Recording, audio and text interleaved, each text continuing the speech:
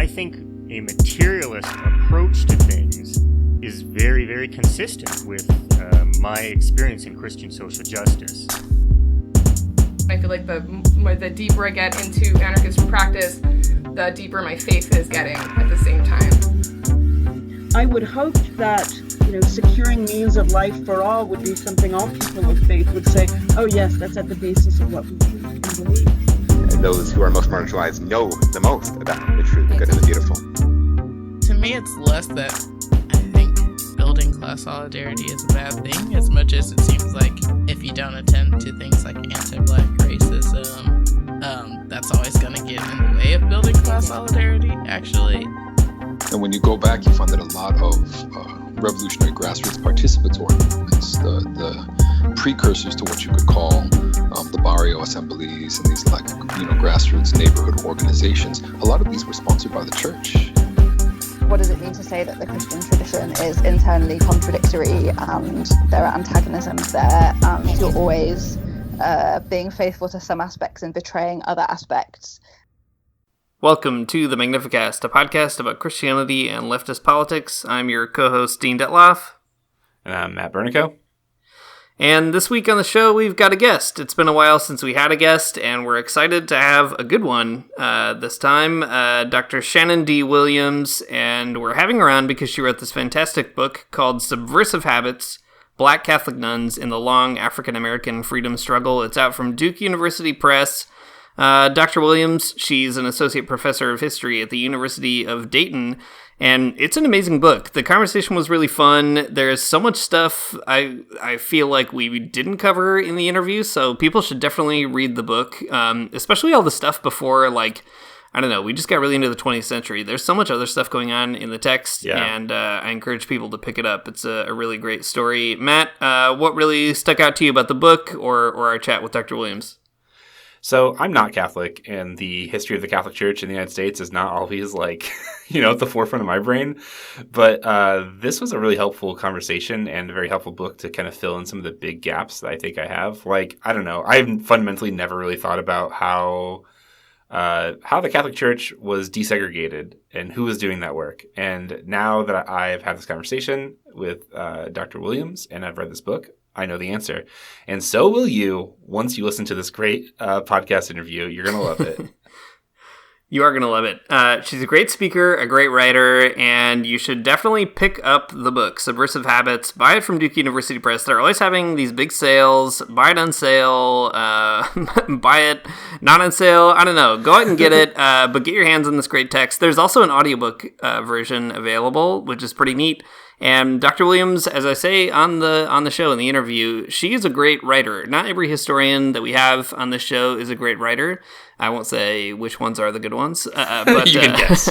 Yeah, but Dr. Williams is among the good ones, and I think the passion that you hear in the interview, it comes through in the prose as well. So it's a joy to read. You're going to find a lot of cool stories you didn't know, and it's a great, as you said, Matt, a great sort of undertold or untold history of Black women religious in particular in the United States. So let's turn it over to Dr. Williams.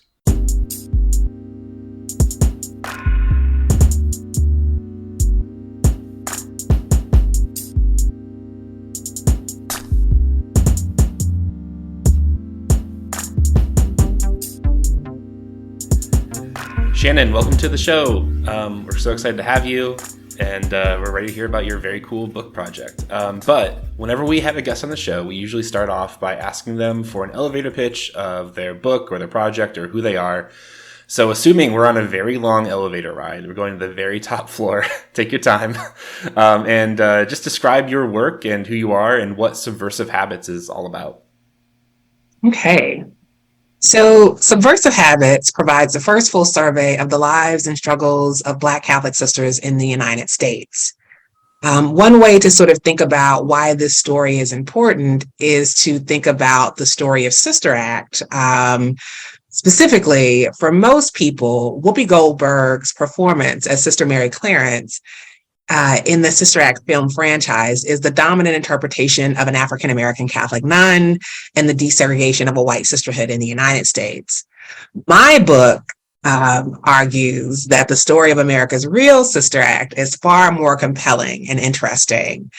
I argued that the story of America's Real Sister Act is a story of how generations of Black Catholic women and girls fought against racism, sexism, and exclusion to answer God's call on their lives and minister in the U.S. church.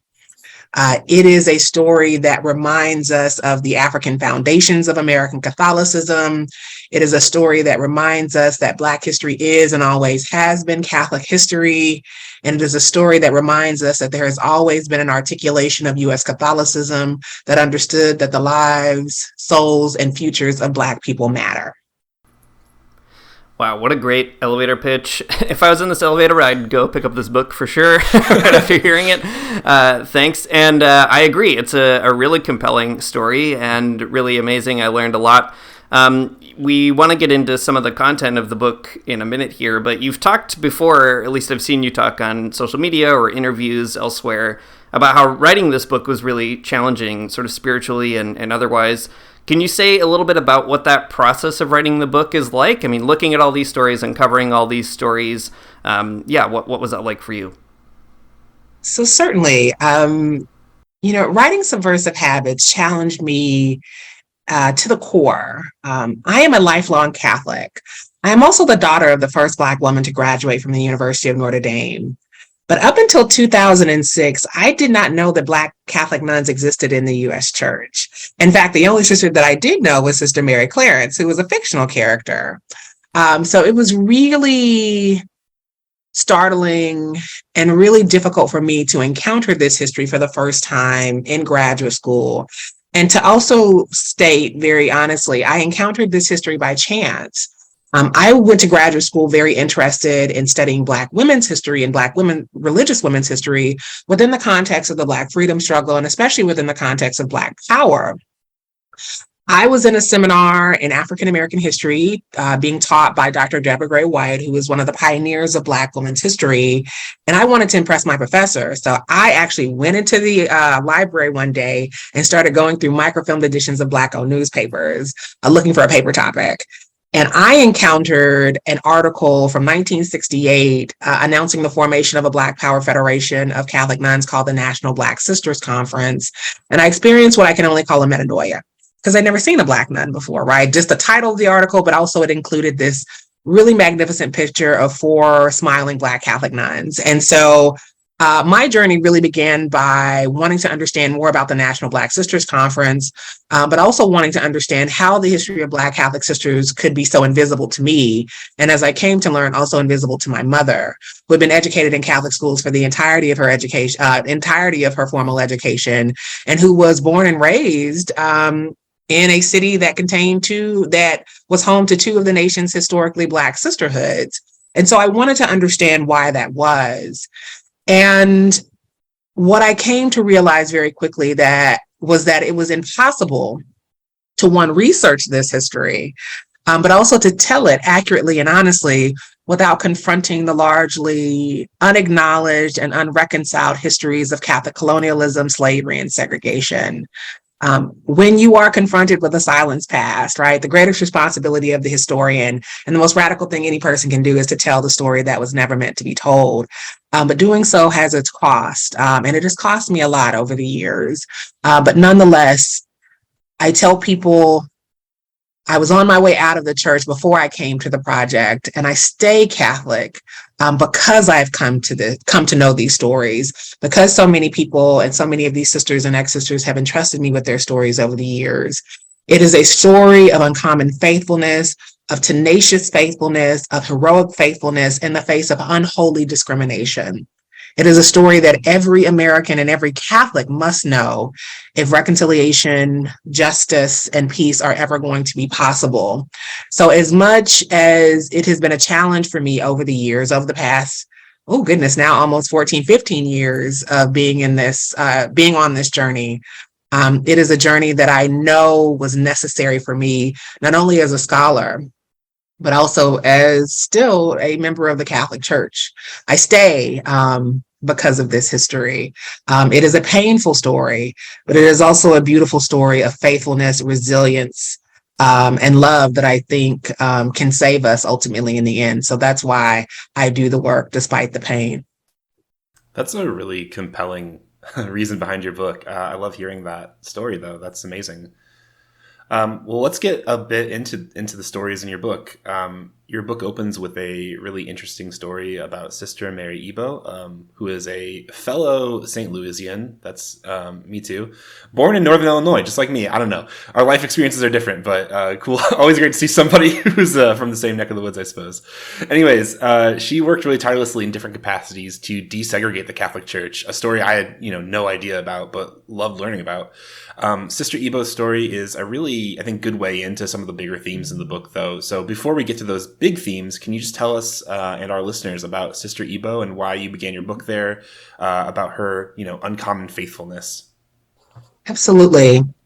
So outside of the 3 African American Catholic sisterhoods who are currently under consideration for canonization within our church, within the Roman Catholic Church, Sister Mary Antonia Ebo is arguably the next next most famous African American sister. Most sisters, Black sisters, right, they're invisible. We don't know that they exist. But of those that we know of, beyond those who are on the road to canonization, most people may point to Sister Mary Antonia Ebo because she is a member of the inaugural delegation of Catholic sisters who traveled to Selma, Alabama in 1965 in response to Dr. King's clarion call to the nation's religious leaders to come to stand in the Selma and to bear witness and stand against the violence that had erupted on Bloody Sunday against peaceful marchers for voting rights in 1965. And while she's in Selma, she is very strategically placed in front of reporters and eventually sort of appears on national newspapers across the country as a result of her stand there, and also her brief statements to the press in which she says, I'm here today because I'm a Negro, a nun, and a Catholic, and because I want to bear witness, and calls for voting rights to be extended to all citizens in Selma. And I started with her also because she was one of the first sisters that I interviewed. After I came to the project, I knew that the papers of the National Black Sisters Conference were at Marquette University, but I was in graduate school at the time. And so I didn't have time to sort of money to go to Marquette at the time.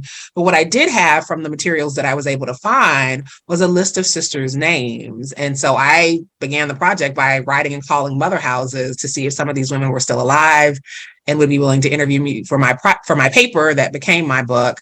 And Sister Mary Antonia Ebo was one of the first sisters that I interviewed and that I contacted and one of the first to say yes. And so that I interviewed. I think her story is also important, not only because she becomes in certain ways the face of Catholic sisters, right, marching for racial justice, marching for civil rights in 1965, but also because her story, like so many Black sisters who desegregate white communities, reminds us that the story of racial segregation and the story against of the history of the fight against white supremacy and racial discrimination within the Catholic context actually begins within Catholic boundaries.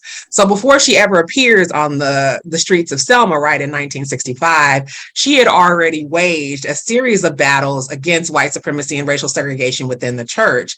She not only desegregates her community in 1946, and it's a story that is like so many of the stories of pioneering Black sisters in white communities who are only accepted on a segregated basis, meaning that her community built a separate novitiate for the Black members to live in, to eat in, not being able to socialize with their white counterparts. In fact, they are not even able to enter into the mother house of their community for the first few years. And then eventually, after they're allowed to enter, they can only enter through the back doors.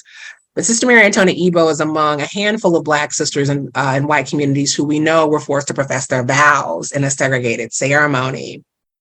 She had also, like so many of her counterparts, desegregated her Catholic high school.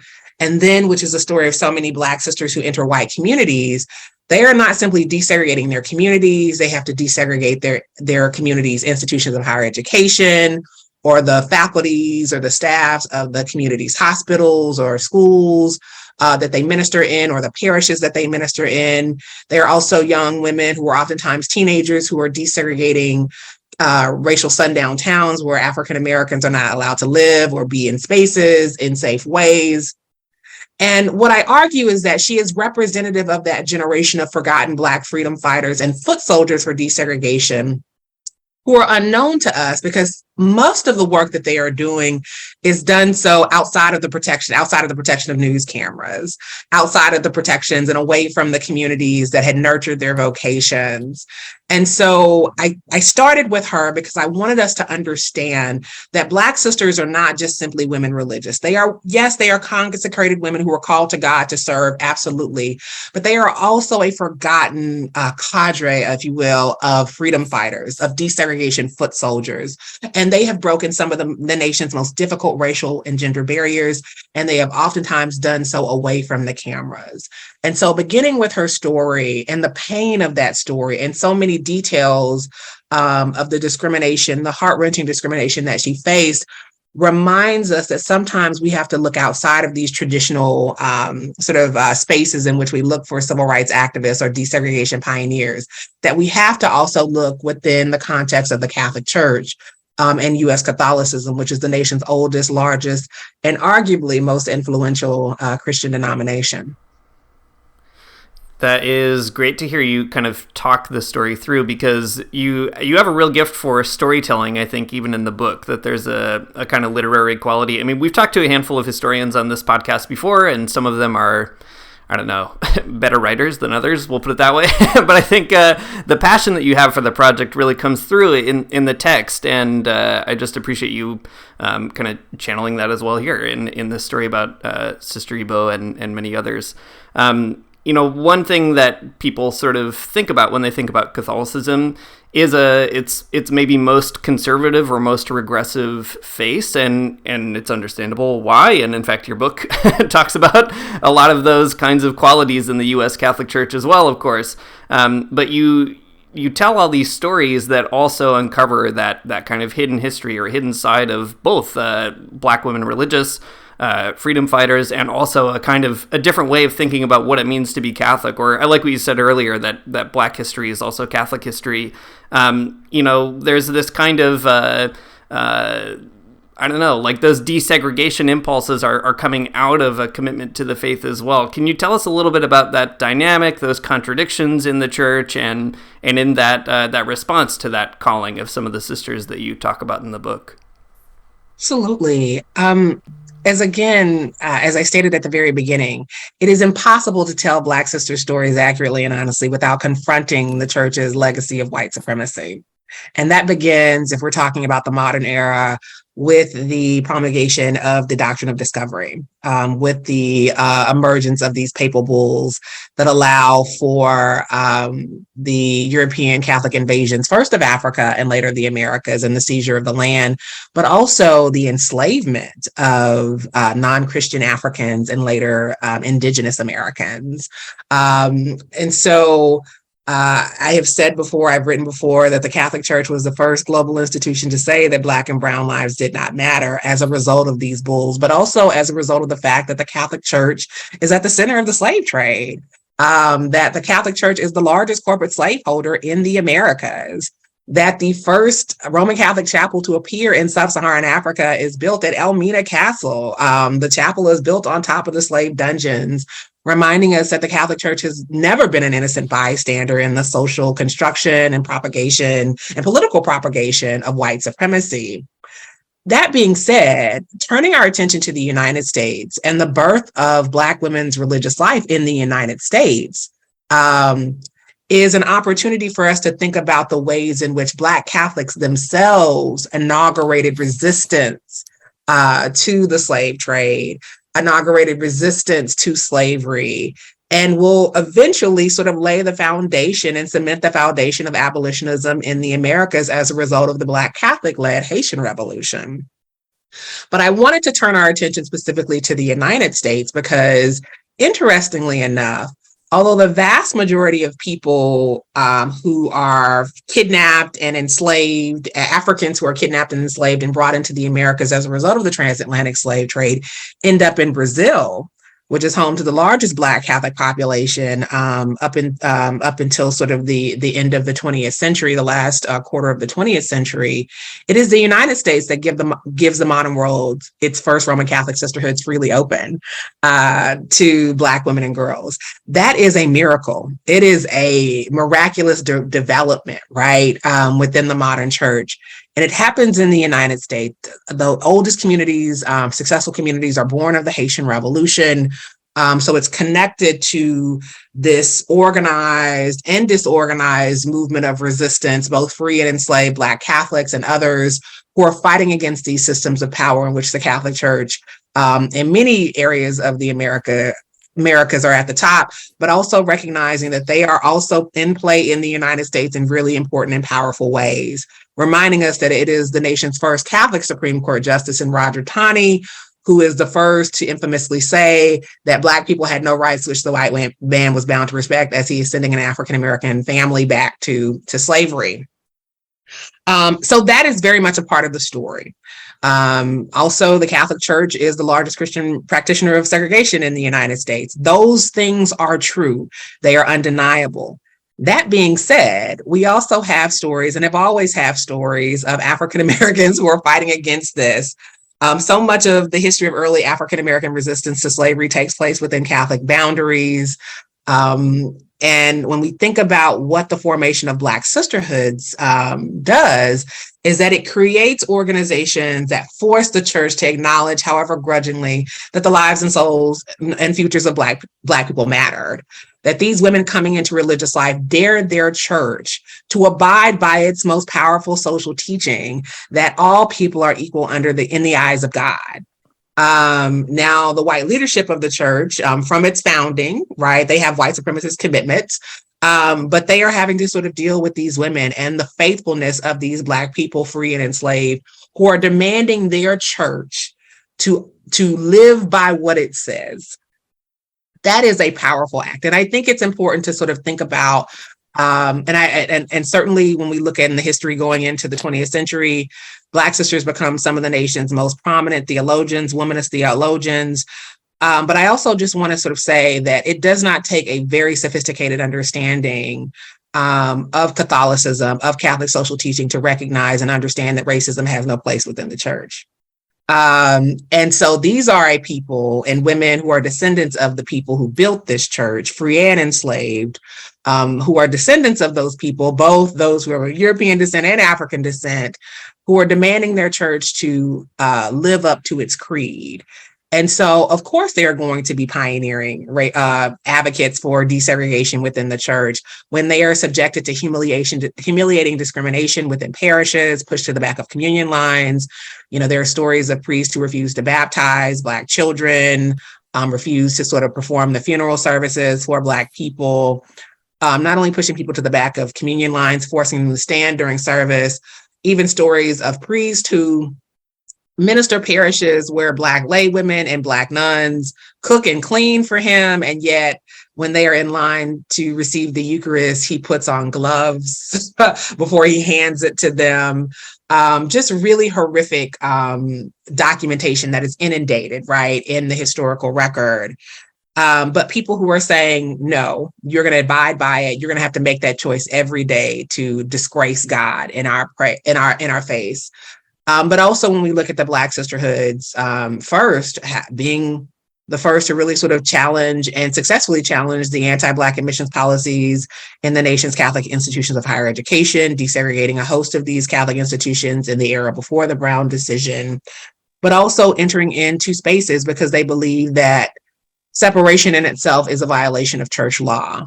And what we see over and over again is anytime or oftentimes when the church is in the forefront of desegregation, whether it is in education or in other spaces, it is not as a result of the moral authority of white Catholics in those areas, but rather those individuals who are responding to decades-long complaints from Black Catholics and especially Black nuns. And so without that understanding of the history of Black nuns in particular, what we get are these narratives that I have argued are sort of these narratives of white Catholic saviorism, that these people were saved by sort of white Catholics, when in fact, white Catholics have never been the saviors of Black people, Catholic or otherwise, right? Sometimes they've been allies to Black Catholics. Sometimes they've been the most violent and hostile opponents to racial equality. And oftentimes they're a very complex and complicated mixture of both. But what we absolutely know is that when the church is being pushed to actually live up to its creed, when it's related to Black Catholics, I promise you there's generally a Black Catholic woman there, a sister or a lay woman or another lay Catholic. And I think Subversive Habits really lays out why we have to continue to center the experiences and testimonies of Black Catholic women and girls, to push back against some of the mythology that has come to define our understanding of the American Catholic experience.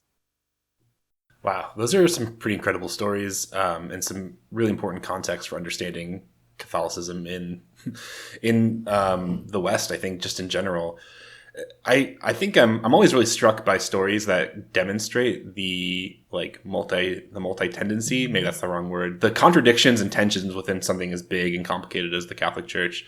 I think those stories are always really fascinating and help you really kind of understand more of what this institution looks like and maybe how it functions, not just as like a sort of hierarchy, but as lots of different things kind of competing with one another. One of the organizations specifically along those lines that you talk about in your book that really stuck out to me as being quite important is the National Black Sisters Conference. I, first of all, had no idea about this, and was happy to learn about it. But I was really struck, I think, about how radical the organization was, kind of blown away by it. So can you talk a little bit about the NBSC and the role it played in the late 60s after the assassination of Martin Luther King Jr.? I think it's a pretty exciting thing. Thank you. Thank you for the interest in the National Black Sisters Conference. One reason why most people don't know about it is because they have been systematically erased from the record. Father Cyprian Davis's landmark study of the U.S. Black Catholic community, which is entitled The History of Black Catholics in the United States, erases the foundress of the National Black Sisters Conference from his narrative. He's a founding member of the Black Catholic Clergy Caucus, and she's the only woman present at that founding meeting. And the National Black Sisters Conference is formed in response to the sexist exclusion of Sister M. Martin de Porres Gray, who then went on to found the National Black Sisters Conference for a few months later in August of 1968.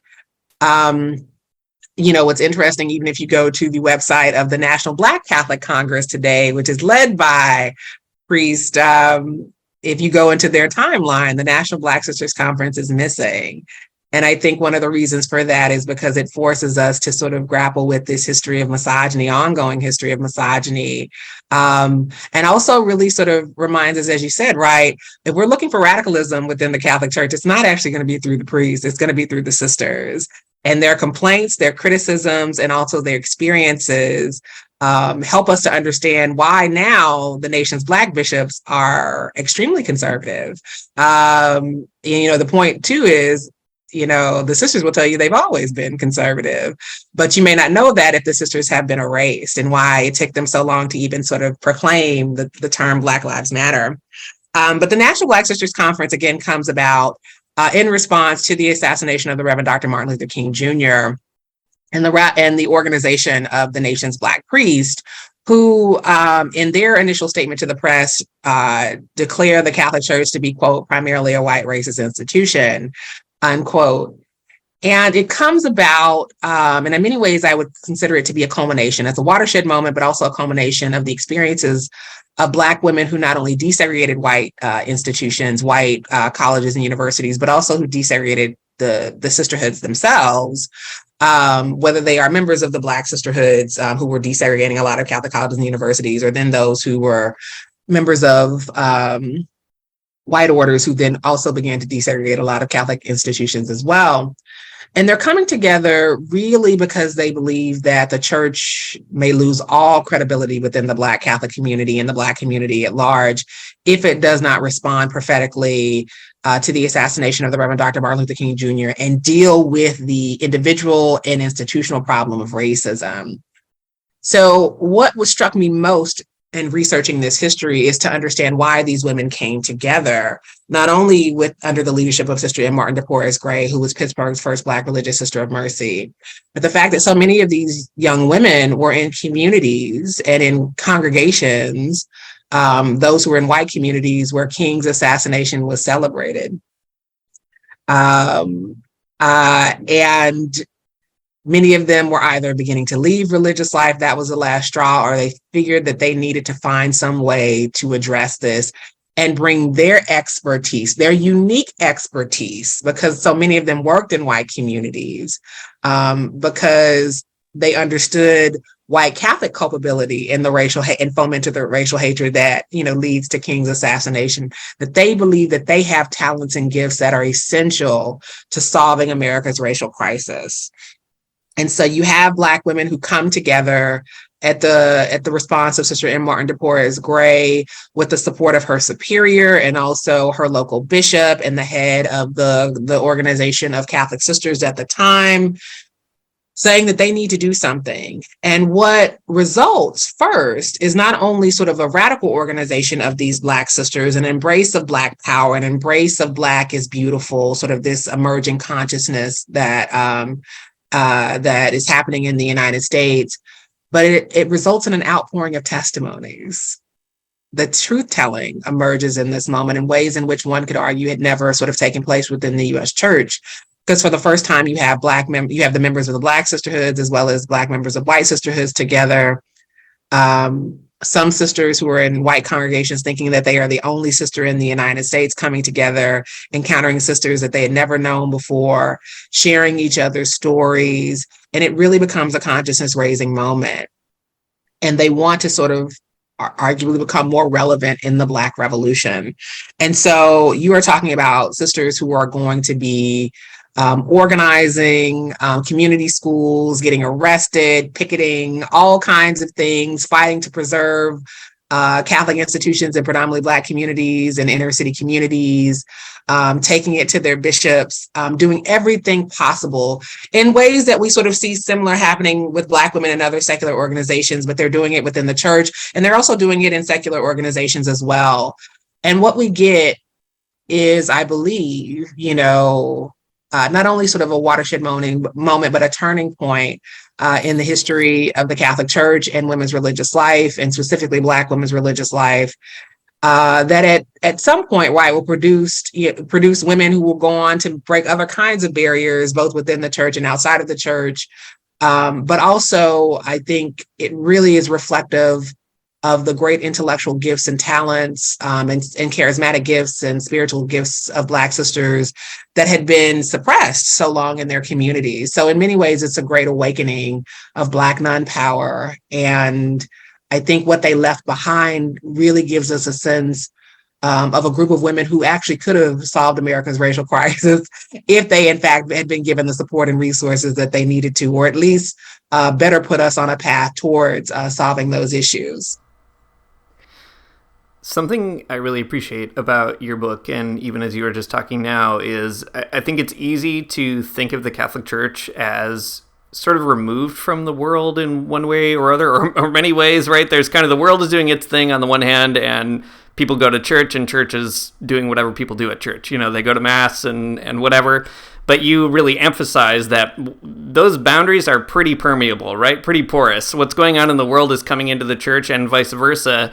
And especially in the way that you talk through the activities of Black sisters in the 60s and then going into the 70s, that comes through in some really interesting ways. So, for example, later in the book, you explain how different delegates from the National Black Sisters Conference become part of the Black Liberation Movement, and they go to Black Panther Party meetings, they're getting arrested at welfare rights protests, they're really leaning into, as you say, the Black Revolution.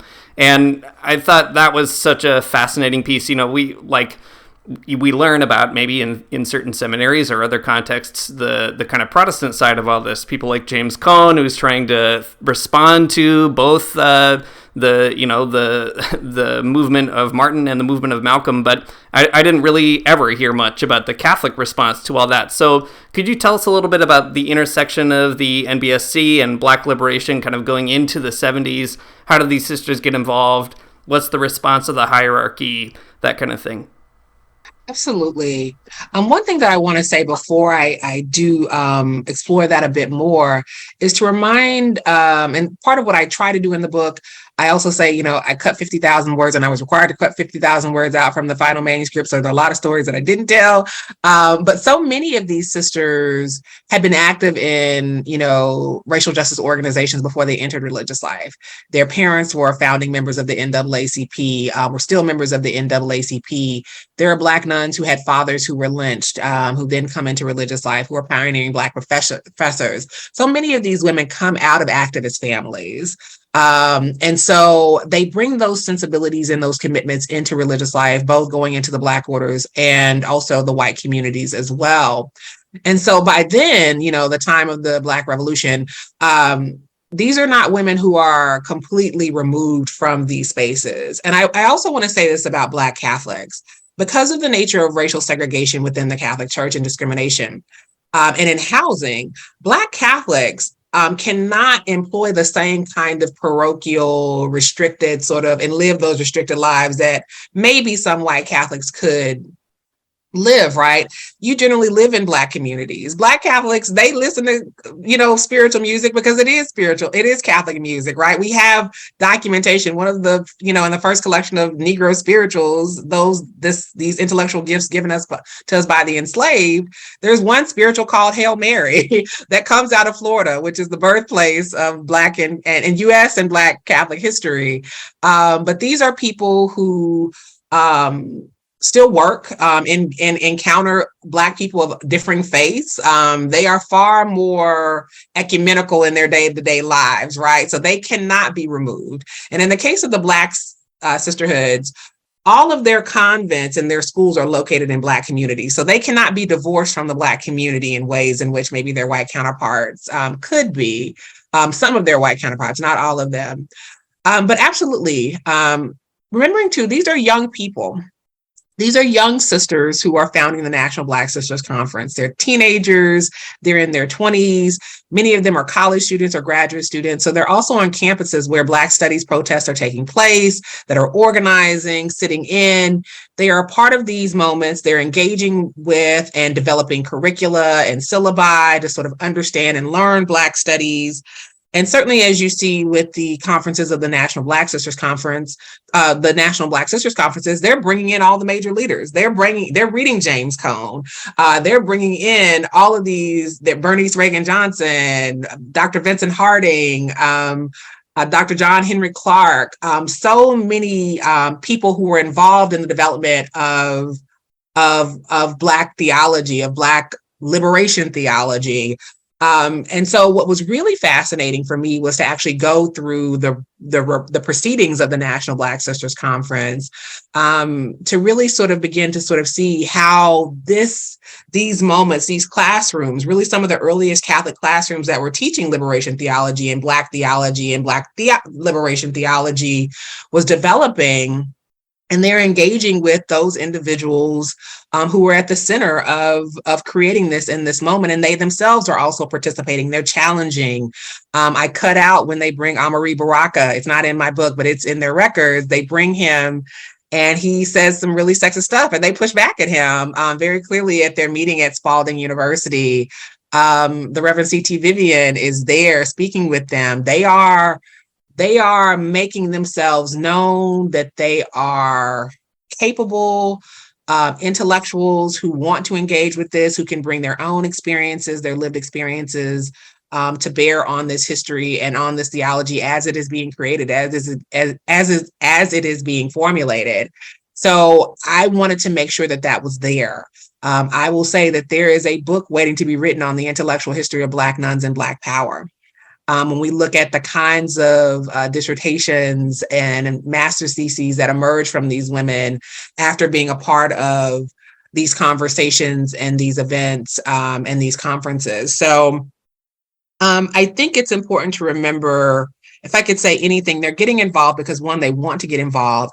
Some of them at this point, before the backlash really sets in, have been given more leeway within their communities to engage and to experiment with non-traditional ministries, but also to sort of better educate themselves and re-educate themselves from the miseducation, right, that they say that they had experienced within Catholic institutions. And so what I did, I think, and hopefully I did it enough, although I'm telling you now, I cut a lot of stuff out, is to say these women were there. They are engaging with people who we are familiar with. Those individuals know them, will speak to them and speak to those experiences. And it's a reminder that Black Catholics have never been absent from these organizations, from these conversations, from these movements. They've always been there. Unfortunately, their Catholic faith has not always been written into the stories and the ways in which I was trying to do. That makes a lot of sense. There's so many powerful stories in the book that I really appreciate. But there's also some, pretty heartbreaking and tense stories as well. I think, the struggle against racism within the Catholic Church definitely took a pretty big toll on the lives of the lives and work of many of the sisters that you profile. And, it's kind of astounding. You mentioned some people like Phyllis Marie Plummer and M. Sean Copeland and a few others who left their mostly white religious orders because of the racism that they faced. Can you tell us some of that story here and how it fits into the broader context that you're talking about? What do you think that says about, the determination of those nuns to leave those spaces and maybe what it says about religious life in the U.S. even? Absolutely. There's no way to tell the story of Black Catholic sisters in the United States without talking about the lost vocations. And that means the women who were rejected admission and never got the opportunity to enter religious life, but also those who left as a result of the experiences that they faced and the racism that they faced. And it depends upon the community, but there is a very clear consensus among the testimonies that are available to us that were collected by me that is clear based on the anti-Black admissions policies and based on the testimonies of the lived experiences of pioneering Black sisters in white communities, that women's religious life and white congregations, white and white ethnic congregations are strongholds of white supremacy and racial segregation. It's not up for debate. Anyone who wants to play with me, I have so many examples, and those that I can share and those that I have, but I can't share because of so many other things, right? Older women in communities whose stories I didn't share this time around because they are the only Black members of their communities and they are dependent upon their communities for care. And I will never put a sister in a situation where they will be vulnerable in that way. But what happens in communities, it's not simply sort of having sisters profess their vows, separately in a segregated ceremony. One sister that I know, I didn't tell the story in this one, but, on the day of her profession, she, is ready. And then they stop her before she walks out and they take her into the sacristy and say, we're not going to offend the white parents. You profess here. We have stories of sisters burning bed sheets of their first Black members, refusing to touch the cups, getting out of pools, verbal bullying, taunts, the pushing, right? The nudges that you get. It's as bad as you can get, right? It's what happens to these young Black girls and boys who desegregate the nation's public schools and public institutions. Again, what happens with a lot of Black sisters, right? It's happening outside of the protection of news cameras, right? It happens around the corner. You get called the N-word, pickaninny, all kinds of things. It is profoundly gut-wrenching. And some women do not survive this, right? We have a significant number of them who die young due to stress-related diseases. That was a common thread in my talks about those who were lost to us because they stayed in communities that were so toxic to them. Which is why I think the canonization cause of Sister Thea Bowman is so important, not only because she is representative of that generation of young Black Catholic women and girls who desegregate white communities after World War II and break a host of barriers, but also those who die young. Her peers have said, her decision to stay in these communities, it killed her. It killed a lot of people. And this was before we actually had an understanding of the health consequences of racism, right? We're studying it now. But people were saying that before, that there are a lot of sisters that are there. I tell one story that stuck out to me. Cheryl Adams, who was the first African-American accepted into the School Sisters of Notre Dame in the Baltimore province. And, she had a horrific experience, on the day of her profession, she's walking back to go see her parents and a group of the sisters call her the N-word and snicker and go on. She has a host of sort of horrific experiences in the community, some that I talk about in the book and those that I have recorded in the interview. But I remember interviewing her and I said, why did you leave religious life? And she said, I had a heart attack at 30.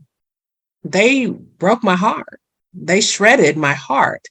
And when I went to the hospital, my doctor, he came and he said, you have no blockage. It's stress. Whatever's happening to you, you need to make a decision. And she said, that's when I finally decided to leave. And she said, I was in the intensive care unit for 2 weeks and not one member of my community came to check on me. And the woman that she was closest to in the community, she said, they did not tell her that I was in the hospital, so she didn't know. And I was gone by the time that she found out, because she would have come to see me, but literally no one else came. And so, that's one of many. And even those who will tell you that they've been, that their experiences were benign, I've been told by other sisters that's not true. So if you read the end of my book too, there's a powerful moment at the 50th anniversary of the National Black Sisters Conference in New Orleans, where Dr. Patricia Gray, who was the foundress, she was Sister Martin de Porres Gray, literally addresses those sisters in the room. And she says, look now, you cannot protect your congregation's unchristian ways, right? You all are still not telling the truth about what happened. We know your stories. We heard those stories. But when you speak publicly about it, you do not tell the full truth. So, there are things that we'll never know.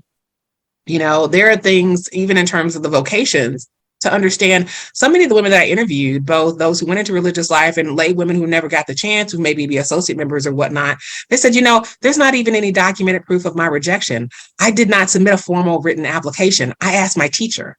I asked the visiting vocation director, and I was told no. So there's no written record of the rejection. So it remains a painful story. And let me say this too, we're still losing vocations because of racism. There are still communities that have informal anti-Black admissions policies, and one that people continue to tell me, they have a formal anti-Black admissions policy in Virginia. And I know they're elsewhere. So this remains a challenge. And as communities continue to decline, what we are faced now with communities who are still unwilling to grapple with and be honest about the impact of these longstanding anti-Black and anti-Brown policies. They sealed their fate with this racism, and yet we're still not being very honest about why we lost all of those vocations and what those vocations could have produced had they been accepted, had they been welcomed, had they been nurtured. It is really heartbreaking to read those stories in the book and to hear you relate them here. And it's such a frustrating kind of irony, right? Because the Catholic Church is constantly wringing its hands over not having enough vocations and not having enough people entering religious life. And here, as you say, well, there are some choices made too that have excluded a whole pretty active, vibrant population from that kind of life. And man, it's really annoying as a Catholic person to hear all of that, right? And to think about what we've missed or missed out on as a result of those choices. I feel like we could ask you so many other questions about that, but we're getting close to the end. So maybe we could pivot to one other really interesting piece here. You mentioned some of the internationalism that characterizes the history of Black Catholic sisters.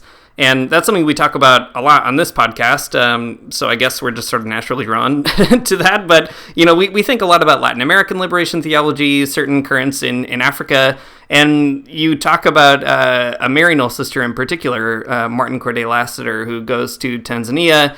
She's working with the socialist president, Julius Nyerere, and they bring Nyerere to Maryknoll, which is such an amazing kind of story.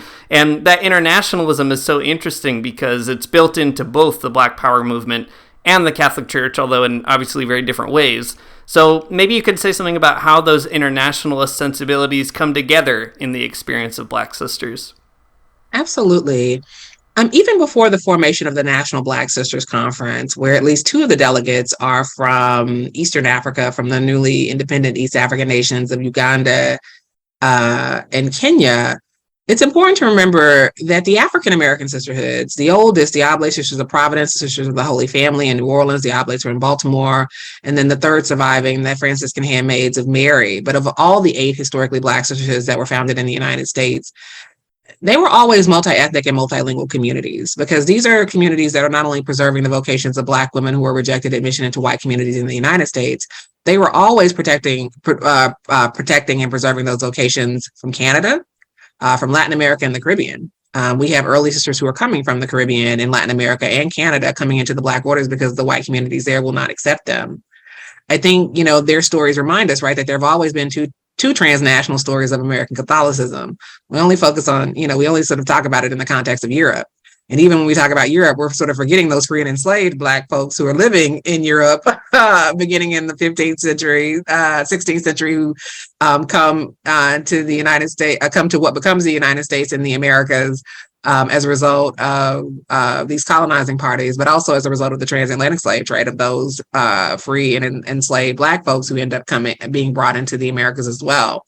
So it's always been a transnational story, an international story. We've always had Black Catholics who are coming into the United States, who are enriching the community and the Black Catholic experience in the communities that they settle in, and who are very much a part of the African American community and those connections.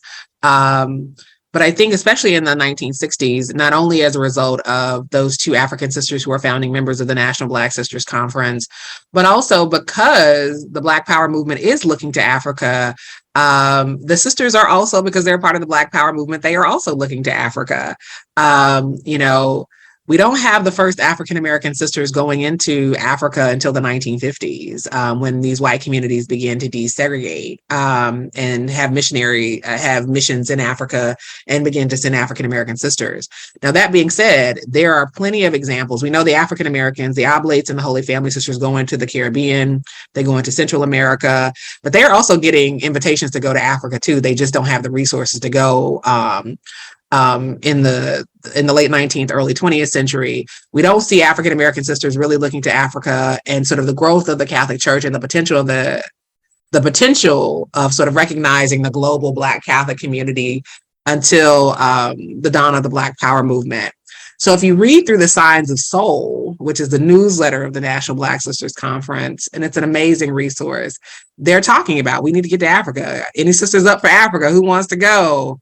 There's one African American sister who was a founding member of the National Black Sisters Conference, who is a Port Clare sister in Omaha, who actually leaves and goes to found an interracial community in Zambia with several other white Port Clare sisters. We don't know what happens to her, but she doesn't come back to the United States. So she may still be in Zambia. She may still be alive. We don't know yet. But then there are other African American sisters who go to Africa. What's really interesting is that they are also going at the invitation of the earliest indigenous African bishops in West Africa. In particular, the National Black Sisters Conference receives an invitation from the first indigenous bishop in Benin City in Nigeria to come in the early 70s in response to the failure of white European and white American communities to, one, let Black women into their communities, and then when they do, they mistreated them, denigrated their cultural heritage. And so he came into the United States specifically looking for African American sisters to come found a community there that would oppose sort of ethnic divisions, but also celebrate Nigerian cultural traditions. And the National Black Sisters Conference sends 3 members, eventually Sister Sylvia Thibodeau, who was a Holy Family Sister, stays for almost 20 years to found the community, the Sacred Heart community. And they are distinct because if you go to Nigeria, they are the only Roman Catholic sisterhood that wears kente habits. They are distinctive. And they also get invitations to go other places that they don't have the means to do so. Individual sisters go into places like Nigeria, Ethiopia, etc. Those who are members of sort of Mary Knoll, but also other communities as well. So it's very much, I would say, an eye-opening moment for them too, because they also begin to recognize the global realities of anti-Blackness and understand the need for Pan-African unity, specifically through Catholicism, which I think is really important. I should say I only introduced that in the book. There's so much more work that needs to be done, because there's also the story of what happens to African sisters in European communities and in these segregated communities that were founded, and they have their own stories of mistreatment from European and white American sisterhoods too. But again, we're in our infancy right now, but I hope that I've laid the groundwork and really, again, helping us to understand that Black Catholics are never going to be absent from any of these major developments that are taking place within the African American protest community, the intellectual communities, and that includes repatriation and building alliances across nations through the church, but also beyond that as well. Well, looking forward to your next book on the international aspect of all this. Really excited about it. It'd be great to read that too. I love it. But in your conclusion, you say that in offering the first full accounting of Black Catholic sisters in the history of African American freedom struggles, Subversive Habits has recovered a consequential chapter in American and religious history. a great encapsulation of what you're doing in your book, I think. How has that chapter continued today? I mean, a lot of your stories are, they're about years past, I guess. But how do you see Black Catholic sisters and other Black Catholics contributing to that freedom struggle now, including in the Catholic Church? Certainly what we see, and this is historically speaking, it's always sort of Black Catholic women and the youth who are at the vanguard of the movement. I certainly say at the end, the priests and the bishops have been slow. And that was a critique and a fear that was first articulated by members of the National Black Sisters Conference, both in the 60s and certainly as the decades progressed up until the 20th century and the turn of the 20th century. So certainly the National Black Sisters Conference still releases statements. Oftentimes their statements are the most prophetic. They're the most, they offer the most incisive critiques of racism as a systemic problem. But we certainly see Black youth, Black Catholic youth who are very vocal in spaces, involved in the various sort of Black Lives Matters movements and police protests, and just sort of doing community work to uplift. And so what we also know is that, among sort of Black Catholics with that most recent Pew survey, Black Catholics, even more so than Black Protestants, believe that opposing racism and sexism is essential to their faith. They are the most progressive voting elements within the church. They are still there, although they are not platformed in the same ways that, minority voices within the Black Catholic community that are more conservative and traditional have been platformed, in the media, especially by the Catholic media.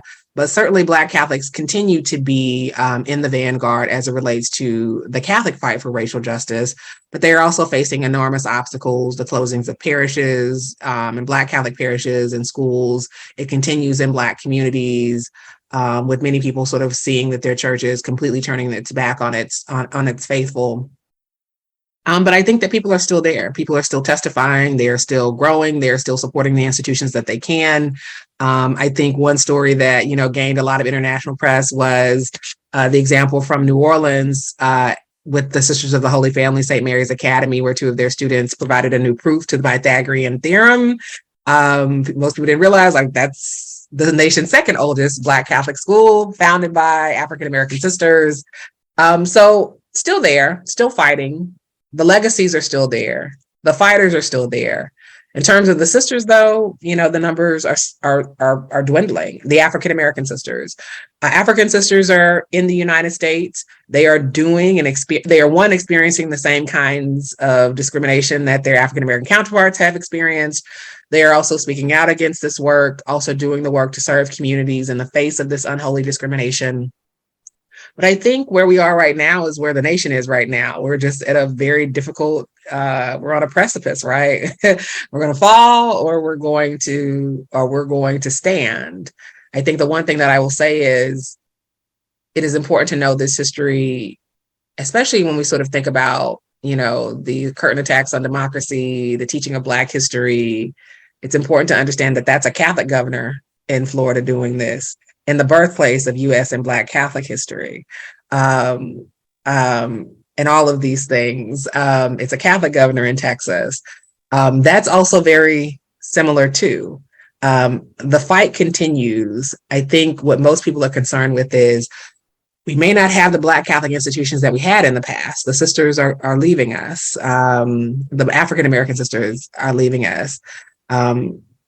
The vocations are dwindling, even though they're still accepting vocations, primarily from Africa. But the challenges remain. But I'll just say, I'm hopeful, if for no other reason, that, the book is out there. There's more understanding and context to see what's happening in this moment, to provide historical context to it. And I'm going to be hopeful because what we are reminded of is that we do have a blueprint already within the Catholic Church for how to combat this reality, and it comes through the sisters. And I think ultimately, if we have a shot, it'll be through the necessary work of truth-telling, reparation, and a lot of faith. So That's a great note to end on. Sad to end it there, but thank you also for your work in that truth-telling process. It's an amazing book, Subversive Habits. People should get it. It's out at Duke University Press. So much more that we could say. There should be 50,000 more words in it for sure. It's just a fantastic narrative. And like I said earlier, a really good, sort of well-written history as well. So it's not dry. It's not boring. It's really fabulous. The writing's good. The stories are great.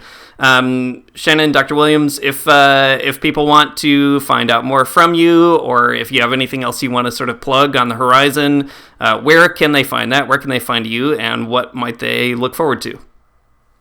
Thank you. So again, I am an associate professor of history at the University of Dayton. I don't know if I said that before. So you can find me online. I also tweet at Black Nun Historian. I don't know how long Twitter will be here, but I'm also at Black Nun Historian on Instagram. You can find me on LinkedIn as well, just with my name. I'm Shannen with an E-N, and I'm Shannen Dee Williams. I just want to thank you both for the opportunity to share the story of America's Real Sister Act. It's been a joy to be able to do this. And thank you for listening.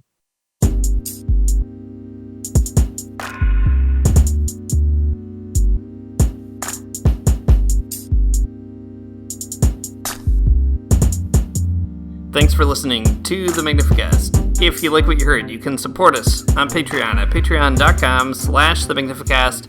If you support us at $2 or more, you get access to a behind the paywall podcast that we do called The Lock-In, which is a bit of a sillier vibe. You also get access to a Discord community where we're talking about all kinds of things with all kinds of folks. It's a really great community, and you should be part of it. Also, make sure to pick up a copy of Subversive Habits. It is really great. You can follow Dr. Williams all over the place, and she's a great follow, by the way, on social media. I've been following her for a long time, and just a lot of really good content, a lot of great looks into the research process, and great commentary on being a Black Catholic and the Catholic Church in general. So lots of good stuff. Go find her. Our music is by Amaria Armstrong. Our outro is by The Illogical Spoon, and we'll see you next week.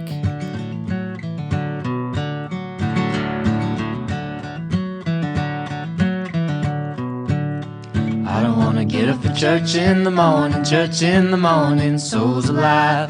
Heaven come to earth and there won't be no church. We'll meet down by the riverside. There we'll swim with all creation. Never get tired, never bored. Don't worry, someday there'll be no dam between us and our Lord.